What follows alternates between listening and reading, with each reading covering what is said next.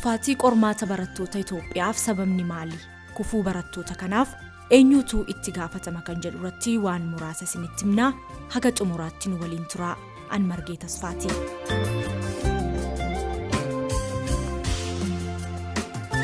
Itoophiyaatti waggoota 3 darban keessaa barattoota qormaata kutaa 12ffaa fudhatan keessaa qabxii seensa yuunivarsiitii kan argatan 500 gadi. Bara 2023 barattoota qoraman keessaa qabxii seensa yuunivarsiitii 550 ol kan argatan 3.3 qofa ture. Barattoota qoraman keessaa ammoo qabxii seensa yuunivarsiitii kan argatan 5.4 akka ta'an bara 2024 keessa ministeerri barnootaa himeera. Qabxiin bara 2023 keessa galmaa'ee rifaasisaa ta'uu kan himee ministeerri barnootaa Itoophiyaa bara kanas qabxiin galmaa'ee isa bara darbeerraa fooyyee qabaatus barattoonni 700 ol garuu hin milkaa'in hafaniiru. Sababni kufaatii kanaa maali? Rakkoo qulqullinaa barnootaa baroota lakkoofsise moo murtoo hoggansi barnootaa amma fudhataa jirudha? Moo kufaatichi barattoota laallata? Kufaatii galmaa'e kanaaf eenyutu itti gaafatama fudhata? Bara darbe barattoota 845 fi 188 qoraman keessaa qormaaticha qabxii darbiinsaa 150 ol kan fidan lakkoofsaan 27 qofa ture. Haa ta'u malee hammi barattoota yuunivarsiitiiwwan Itoophiyaa keessa jiran simachuu danda'an 100 olidha.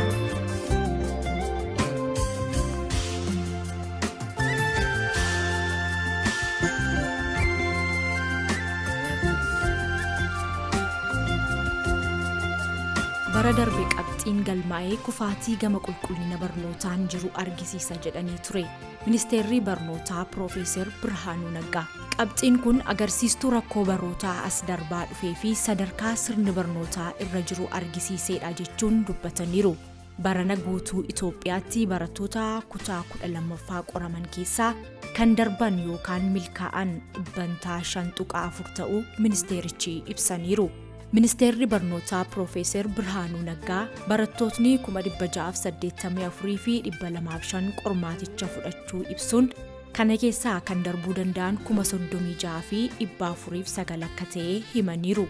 Naannoo Oromiyaa keessatti manneen barnootaa barataa tokkoyyuu hin dabarsin hafan 553 yoo ta'u, Finfinnee keessatti 4, naannoo Amaaraatti 56, Somaaliyaatti 156, Tigraayitti 52, Affaaritti 33, Benishaangul Gumuzitti 35 barattoota tokkoyyuu hin dabarsine. Bara darbe immoo manneen barnootaa 3106 barattoota qormaataaf dhiyeessan keessaa manneen barnootaa 1328 keessaa barataan tokkoyyuu hin darbine ture.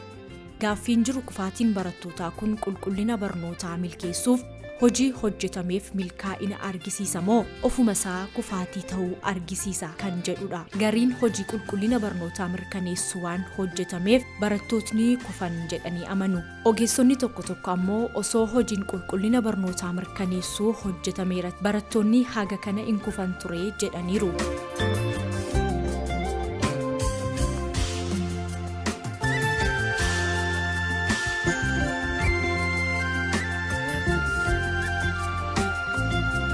Maatii barattootaa waggootaaf itti dadhabanii ijoollee isaanii barsiisaniifis kasaaraadha jedhaniiru. Sababoonni kufaatii qormaataa fidan maal fa'i? Yuunivarsiitii Finfinneetti barsiisaa fi hogeessa qorannoo sirna barnootaa kan ta'an Profeesar Hanbisaa Qanaa qulqullina barnootaa kan fidu galtee adeemsaa fi bu'aati jedhan. Galteen barsiisaa, barataa fi manneen barnootaa irratti kan hojjetamudha. Kun guutummaan osoo hojiirra oolinidha. Qormaata dhumaan kan qulqullina barnootaa madaalaa jiran jedhan. Qormaanni dhumaa qulqullinaan fidu murtoo fida malee hamma kanatu darbee hamma kanatu kufe kan jedhu qofa fida. Garuu kufaatiin kun dammaqiinsa fiduu danda'a jedhan. Kana dura Itoophiyaa keessatti wanti mul'ataa ture fiigichaan kan fudhatamtee fi murtoo siyaasaa fakkaata malee hojii qulqullina barnootaa hin fakkaatu jedhan.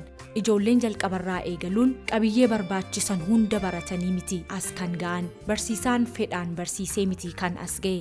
yeroon barnootaa guutummaan hojiirra ooluunsaa hin beekamu jedhan Profeesar Hambisaan. Dabalataan balleessaan hojjetame tokkos ijoollee qilleensa itti bartee maatii fi ollaa barte keessaa baasanii akka loltuu kaampii galchuutti gara yuunivarsiitiitti geessina jedhanii haala akkasiin qoruun dhiibbaa xiinsammuu qaba jedhan. Gama mootummaan qulqullina barnootaa mirkaneessuuf akka qormaanni hin hatamneef yuunivarsiitii keessatti akka qoraman gochuu hime. Profeesar Hambisaan ammoo jalqabumaa barattoonni maaliif qormaata hatu kan jedhu deebisuu gaafata jedhan. Kutaa gadiirraa jalqabuun osoo haala gaariin barataniiru ta'ee hoggansaa fi hordoffii gaariin osoo jiraatee maaliif barataan waa'ee hannaa yaada jedhan. Qormaata darbuun buddeena ta'eera garuu ammoo of danda'anii hojjetanii darbuuf qophii waan hin taaneef hatuu yaadu kanaaf barataa qopheessuudha jedhan. Qulqullinni barnootaa halkan tokkotti kan dhufu miti kan jedhan Profeesar Hambisaan barsiisaan hojii kooti jedhee gammachuudhaan hojjechuu qaba. Qabiyyeen barnootaa qophaa'ee yeroo yerootti qulqulleessaa deemuu gaafata. Kun ammoo itti gaafatamummaa gaafata jedhan. Akka biyya keenyaatti ammoo rakkoon itti gaafatamummaa sirrii fudhachuu jira. Hoggansi barnoota Itoophiyaa keessaa ilaalamuu akka qabu kan hiran Profeesar Hambisaan barattoota akka ijoollee keetti guddisuuf ogummaa guddaa gaafata jedhan. Murtoo siyaasaa fi nama siyaasaan hogganu qofa osoo hin taane nama itti gaafatamummaa fudhatuu fi ogummicha beekuun hogganuu barbaachisa jedhan. Profeesar Hambisaan ministeerri barnootaa Itoophiyaa paartii mormituu hogganan Profeesar Birhaanuu Naggaa hoggansa barnootaa kanaaf hammam nama gahaadha jechuun gaafatu. Nama heera mootummaa biyya kanaa mormuu fi mootummaa irratti ofiyyuu qabsaa'uu barnoota hogganuun gaaffii kaasa jedhan. Profeesar Hambisaan rakkoo biraati kan jedhan dhiyeessii kitaabaati. Imaammanni barnootaa Itoophiyaa keessaa dhiyeenya jijjiiramuu hordofee hanqinni kitaabaa mudachuu BBC'n barattoota adda addaarraa iyyafatee jira. Soofti koppiin bilbila ismaartifoonii gaafata. Qonnaan bulaan keenya meeqatu sangaa gurguree bilbila ismaartifoonii ijoolleesaaf bita jedhu Profeesar Hambisaan. Miidiyaa hawaasaa akka malee fayyadamuun kufaatii barattootaaf sababii biraa ta'a kan jedhanis jiru. Teknooloojiin akkuma bu'aa qabu miidhaa qaba. Waa'ee kanaa mana barumsaa keessatti hubannoo uumuu barbaachisa kan jedhan Profeesar Hambisaan osoo hoggansi jabaan jiraatee itti fayyadama miidiyaa hawaasaa ilaalchisee seeraa fi dambii baasuun hojiirra oolchuu danda'u ture jedhan. Qormaata dhumaa kana kennuun dura barnooticha qixa sirriin kennuu kee mirkaneessuu qabda jedhan. Waan kennite qorta malee waan barataaf hin kennine akkamitti deebistee gaafatta jedhan. Hoggansi barnootaa xiyyeeffannoo argachuu qaba jedhaniiru. Xiyyeeffannoon manneen barnootaa baadiyyaa fi magaalaa wal hin gitne. Manneen barnootaa barattoota isaanii hunda dabarsuu dhagaamaa ture. Manneen barnootaa bultii addaati. Manneen barnootaa bultii addaa Oromiyaa magaalaa Adaamaa jiruu fi waldaa misooma Oromiyaa hojjetamee barattoota isaanii guutummaan dabarsuu himan. Akkasumas manneen barnootaa Yuunivarsiitii Dambidolloo fi Wallaggaa jala jiranis guutummaan dabarsuus himameera. Garuu lakkoofsi barattootaa isaan qaban xiqqaadha. Oromiyaa keessaa manneen barnootaa 553 ta'an barataa tokkollee kanneen hin dabarsine keessaati. Irra caalaan isaanii manneen barnootaa mootummaa yoo ta'an aanolee adda addaa keessatti kanneen argaman ta'uu odeeffanneerra. Garaagarummaa kanas maaltu uume? Mootummaan akka manneen barnootaa bultii addaatti manneen barnootaa kanneeniif xiyyeeffannoo wal fakkaataa waan kennu miti. Dhiyeessii kitaabaa, deeggarsa barsiisaa fi teknooloojiin wal dorgomsiisuun rakkisaadha. Ammoo qormaatuma tokkoof taa'u. Barataan godina Horroo Guduruu magaalaa Kombolchaa maqaan isaa akka hin dhaamneef gaafate tokko nuyi qormaataaf kan teenye qabiyyee barnootaa nuuf kenname hundaa xumurree miti jedheera. Yeroo adda addaatti sababa rakkoo nageenyaan manni barumsaa keenyaa cufamaa tureera. Isarratti ammoo kitaabni erga jijjiiramee maxxanfamee kan nu harka ga'ee muraasadha. Soofti koppii akka dubbisnu nutti himanis barattootni bilbila ismaartifoonii hin qabne hedduu rakkatu jedheera. Tajaajilli intarneetii gahaan hin jiru. Ibsaan yeroo hedduu bada. Haala akkasii keessatti qormaata darbuu dhabuun waan nama raajeffachiisu miti jedhee dubbateera barataan kun.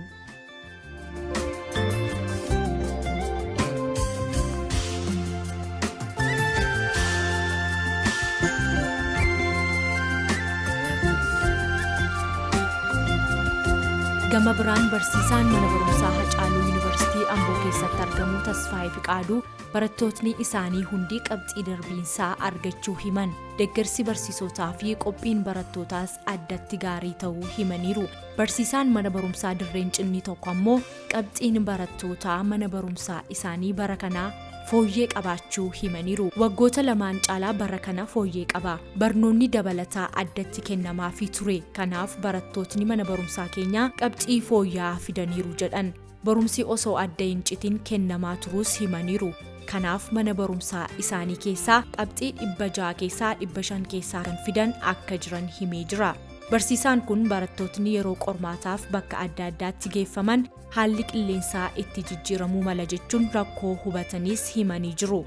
Osoo danda'amee naannoo mana barumsaa isaanii yookaan yuunivarsiitii isaanitti dhiyoo jirutti osoo qoramanii wayya jedhanii yaada isaanii kennaniiru. Kitaabni guutummaan guutuutti wal ga'uu baatus soofti koppiin irra caalaatti jiraachuusaas himaniiru. Barsiisonni ciccimoon filamanii akka ramadamaa turan kan himu barsiisaan kun akka barattootni qabxii fooyyeffataniif isaan gargaareera jedhaniiru. Piroofeesar Hambisaan mootummaan gama hundaan manneen barnootaa magaalaa fi baadiyyaaf xiyyeeffannoo wal fakkaataa kennuu qabaa jedhaniiru. Ammatti qaawwaan akka mul'atu kaasaniiru. Naannolee kaan keessattis rakkoo wal fakkaataan jira. Garuu qabxii olaanaa barataan galmeesse tokko naannoo Tigraayirraa yoo ta'u, barattuu Sifeenee Takiluu ammoo Finfinneerraa 600 keessaa 575 fiduun tokkoffaa taateetti.